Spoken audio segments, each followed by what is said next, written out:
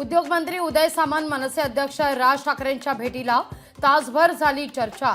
मराठीच्या मुद्द्यावर राज ठाकरेंनी काही सूचना केल्या असल्याचं उदय सामंत यांचं वक्तव्य।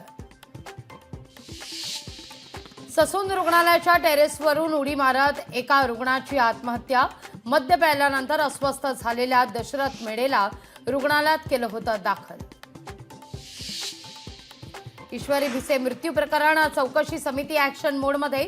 शुक्रवारीच दीनानाथ मंगेशकर रुग्णालयाची झाडाझडती, वैद्यकीय अहवाल तपासले तर डॉक्टर सुश्रुत घैसास यांचाही जबाब नोंदवला।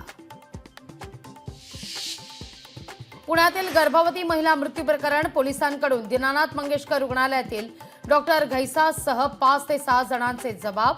संबंधित विभागातील सीसीटीव्ही फुटेजचीही पडताळणी। अमित गोरखे आज घेणार मुख्यमंत्र्यांची भेट। मंगेशकर रुग्णालयानं सादर केलेला अहवाल खोटा असल्याचा गोरखेंचा दावा। लोकशाही मराठीच्या न्यूज प्लॅनेट कार्यक्रमात पीडित भिसे कुटुंबियांचा थेट आरोग्य मंत्र्यांशी संवाद।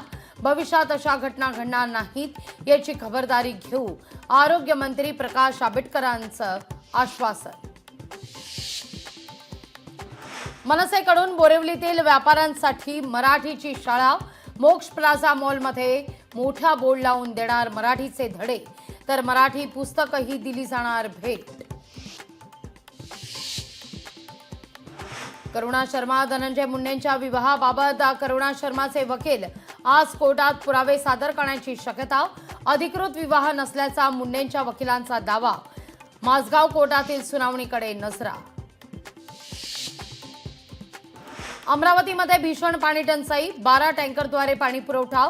28 विहिरींचं अधिग्रहण। 160 उपाययोजनांना जिल्हाधिकाऱ्यांची मंजुरी।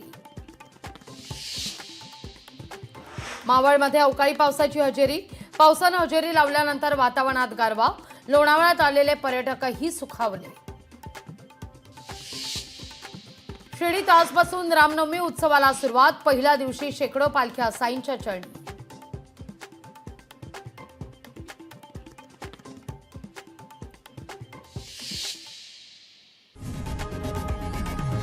लोकशाही मराठी ऐका, पहा, जागरूक रहा।